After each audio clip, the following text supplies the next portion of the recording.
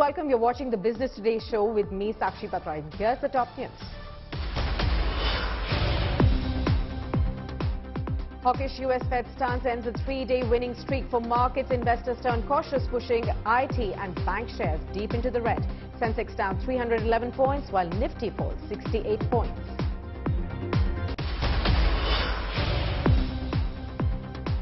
Mixed signals from the US Fed provide some relief as it pauses an aggressive rate hike cycle, but rattles markets with a statement that it will raise rates at least twice by the end of this year.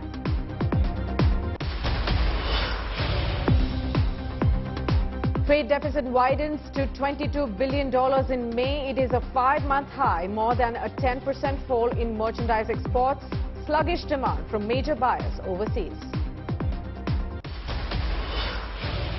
Straight on to our first story then. The U.S. Federal Reserve took a pause from hiking interest rates last night. Now, this was the first time in 15 months that the world's largest central bank did not hike rates in order to bring down inflation to its 2% target range. Now, while the decision was in line with what most of the economists had anticipated, several global markets and even gold trimmed gains, with the Fed also indicating that it may resort to 2 hikes this year to further tame inflation. Listen in. We have raised our policy interest rate by 5 percentage points, and we've continued to reduce our securities holdings at a brisk pace. We've covered a lot of ground, and the full effects of our tightening have yet to be felt. In light of how far we've come in tightening policy, the uncertain lags with which monetary policy affects the economy, and potential headwinds from credit tightening, today we decided to leave our policy interest rate unchanged and to continue to reduce our securities holdings.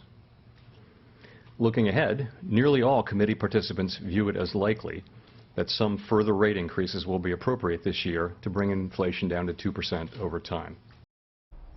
So that was Federal Reserve Chairperson Jerome Powell talking about further rate hikes will be appropriate going forward from here. But now joining in to discuss what can one expect on gold prices going forward, with me I have Sugandha Sachdeva, Executive Director and Chief Strategist at Acme Investment Advisors, joining right in. Welcome, Sugandha, and so glad to have you on India Today with us. First up, gold prices really hit 3-month low on the MCX after US Fed decision last night. Do share with us, first of all, how do the gold prices really get impacted with the US Fed's move on the rates, and what does the current pause really mean for the prices going forward? Yeah, hi, good evening, Sakshi. It's a pleasure to be a part of your show. In terms of the gold prices, we have seen that prices have inched lower after the Fed's decision to pause interest rates after almost 10 consecutive rate hikes. But yes, it's a hawkish stance which the Fed has maintained, even though the market was expecting that Fed would actually pause its year-long tightening spree. But then Fed has already hinted that they are likely to hike interest rates 2 more times this year. So now they're expecting the terminal rate to be around 5.6% this year, which is currently around 5.1%. So this is certainly negative for gold prices, because rise in interest rates increases the opportunity cost of holding gold, because gold is a non-interest yielding asset. So that is the reason we have seen some pressure coming in on gold prices. Apart from that, we have also seen that the Indian rupee has also been strengthening. So that has actually accentuated the pressure that we have seen on domestic gold prices. Okay. In terms of other key levels also, gold prices have reached the crucial support of $19.35 per ounce mark, which was acting as a very strong support area for a long time now. Since prices have pierced that level, the trajectory has been slightly lower only, but then the broader outlook I still feel is very positive, because pause is certainly there after 10 consecutive rate hikes. So that is likely to give some breather to gold prices going forward. I think the shifting expectations regarding the rate hike going forward also will continue to dictate the direction of gold prices. Right. So, Sugandha, you did say that, the softening of prices could perhaps continue. Gold has already rallied quite sharply this year. It has also reached all-time high levels in India as well. What is your outlook on the gold prices for the rest of the calendar year? Are they likely to remain elevated at the current levels or cool off substantially, both internationally and domestically? I think, Sakshi, prices are in an uptrend, and I think this uptrend is likely to persist at least for this year and next year as well, probably. But this year looks very promising, and gold is likely to remain the favored asset this year.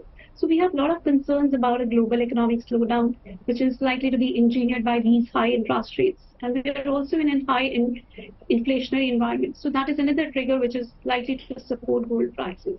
Apart from that, after 9 consecutive months of outflows from gold ETFs, for last 3 months we have seen inflows coming back into gold ETFs globally, and that has been majorly led by American funds. Another major reason which has been supporting gold prices is continued buying spree by central banks.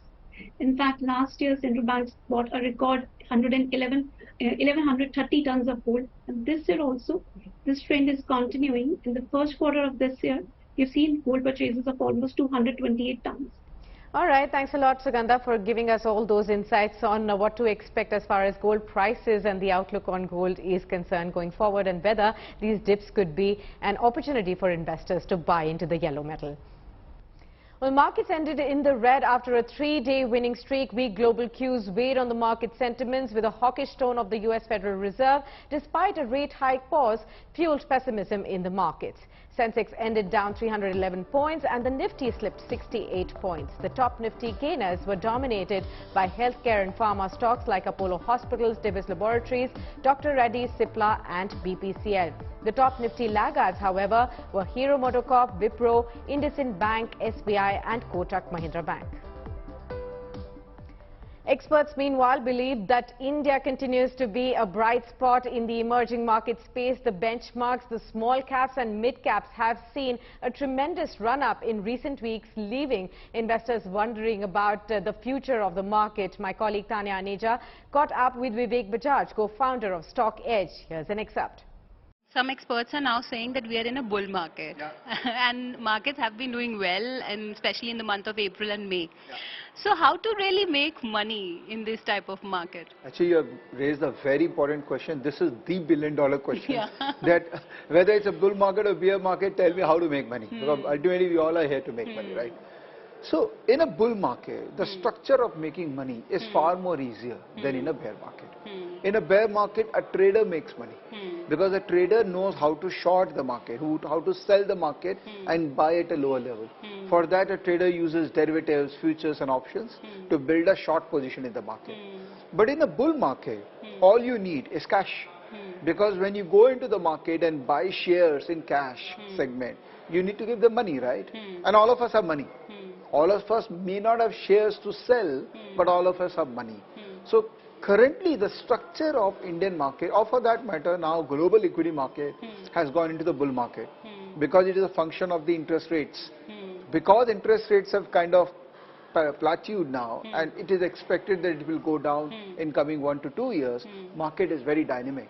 So market is saying that because interest rates will go down, I want to go up. So that's why there's a bull market. So everything is so related, the business cycle, the interest rate cycle and the market expectation. Everything is so related. So bull market is there. My simple benchmark of bull market is whenever Nifty trades above 200-day moving average. Okay? That means the market is positive. Okay? So the 200-day moving average is around, say, 17,000 odd. Now the market is around 18,200. So it's a bull market. Now how do you make money? So if you are a trader, you want to buy first and then sell. You don't want to sell first. Okay?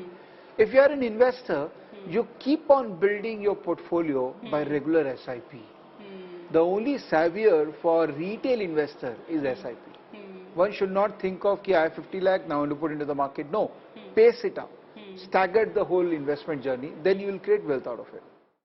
Defense, technology, climate and education are likely to be the top agenda during India-US talks when Prime Minister Narendra Modi visits the US next week. This will be the first state visit of the Prime Minister to the US and expectations are running high. The visit includes a state dinner on 22nd of June and importantly also includes an address to the joint session of the Congress on the same day. Business Today's Executive Director, Rahul Kamal, spoke to the US Ambassador to India, Eric Garcetti, who termed the trip a historic visit at a historic moment. To talk about Prime Minister Narendra Modi's big state visit to the United States, we're joined in New Delhi by the US Ambassador to India, Eric Garcetti. Mr. Garcetti, welcome. And it's fantastic to see you in person. All of us in India have been waiting for you for so long, so it's really great to have you here. Well, it feels like home. Thank you. It's so much has changed, but the warmth of India has not. Oh, fantastic. We've seen a massive build-up to Prime Minister Narendra Modi's visit. The National Security Advisor Jake Sullivan was here. Do you want to give our viewers at India Today a sense of what they should expect? What do you hope would be the big takeaways of the Prime Minister's state visit to the US? Well, I think it's a historic visit, but it's also at an historic moment, an historic time, not just in the friendship between the United States and India, but even in the world, the global challenges we face, everything from climate change to war. How do we have what I call the 4 Ps? Peace, prosperity, our planet, and people. And I think this visit will focus on how India and the United States can be a force for good in each of these, creating more peace, building more prosperity, protecting our planet, and connecting our people. The U.S. Defense Secretary was here. The National Security Advisor has been here. Yes. Some of the key outcomes are being kept guarded, but can you give us a sense of what people should expect in terms of the key announcements that are likely to be made during the Prime Minister's visit? Well, I think no surprises to all of your viewers and to folks who have been watching this relationship. We've been deepening our military cooperation, whether that's defense production, our technologies, our training. All of that is a really important piece of deterring bad actors, but also strengthening our own defense in the Indo-Pacific region. Second, you're going to see, as we just saw with the National Security Advisor's visit, technology. How can India, which is brilliant on technology, and America, which has cutting-edge universities in technology, use technology as a force for good? So I think you'll see things around how do we ensure that our cell phones are used to protect us and connect us, not to oppress us. What can we do to have critical minerals move forward so the supply chain is diversified? And what can we do to lessen some of the trade wars that even at a small level we've seen burn for decades between the U.S. and India? And then I think when it comes to the people-to-people, we're going to see, I think, some agreements to move forward on climate at work. We're going to see agreements on education, and hopefully some good things that will connect our people with fewer wait times for folks who are looking to travel to the United States, whether it's as students or whether it's as immigrants. That's a big issue here. People Absolutely. waiting for visas. And a priority of mine. Oh, great, fantastic. Hopefully you can resolve some of those niggles. Prime Minister Modi has been to the United States earlier. This is his first state visit, though. Yes. Do you want to give us a sense of how important this is in the U.S. scheme of things, this relationship with India and this particular moment? I think this is the most critical relationship growing in the world today, and I think that this visit reflects that. I know the Prime Minister came as a young man, talks about how he looked at the White House, and now to come back as leader of the most populous country in the world, the largest democracy in the world. I hope that this will really be a chance for people to see these are two countries that don't just do big things, we have values underneath them, the foundations of the things that we stand for, pluralistic societies, making sure that, like this interview, we have a press that informs us, looking at the ways we can empower women, take the poor and move them into the middle class, how technology can help us have opportunity. That will really be highlighted, I think, in a beautiful way, not just to improve India and the United States, but imagine what India and the United States can do together for the rest of the world. The government had some good news for the agri and the rural sector today. Chief Economic Advisor V. Anant Nageshwaran assured the industry that India was well equipped to handle any impact of El Nino and that the weather pattern did not mean a drought year for the country. Now, this is what he had to say at the FICCI event this morning. Most drought years are El Nino years, but not all El Nino years become drought years. So it's important to keep the distinction in mind.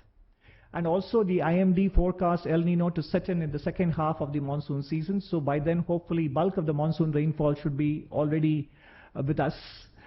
So the monsoon has set in quite well, and notwithstanding the potential for how the monsoon will play out in the remaining weeks of the season, the agricultural sector looks to be in good health. If you look at the harvest and the overall food grain production in FY23.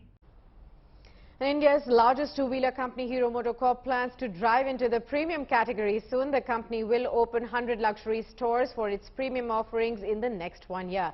Speaking to Business Today Television's Chetan Bhutani at the launch of the new Xtreme 160R 4V, Hero Motocorp's Chief Growth Officer Ranjivit Singh said the company will launch one new product every quarter. How many such launches are you expecting for this fiscal, or could you give us a sense of the next 1 or 2 years? We've already talked about bringing in almost a launch every quarter. So this is the first. We're going to see some more. Right, absolutely. So, with premiumization also comes the need for infrastructure upgrade at Hero Motocorp dealership level, at the ground level as well. So what are the plans there, sir? Well, these beauties need a new house. Of course. Yeah, so we're going to open 100 premium stores, exclusive stores for our premium products over the next 4 quarters. So we're on that path. We're very, very excited. Our dealers are also very excited about that. Also, if you're talking about premiumization, one cannot absolutely ignore the fact that Harley is coming up from the Heroes stable. So give us a sense when it's coming on road, and how much volumes will the Extreme and the Harley's X440 add? So there's going to be a lot of excitement, I can tell you that. Okay. Today we're talking about the Extreme, All right. and very soon we'll be talking about other stuff as well. Right. So also my last questions, what is the focus and the plan for the entry-level vehicles? Is Hero simultaneously focusing on the entry-level, the 125cc segment as well, along with the 160+ cc segment? Sure.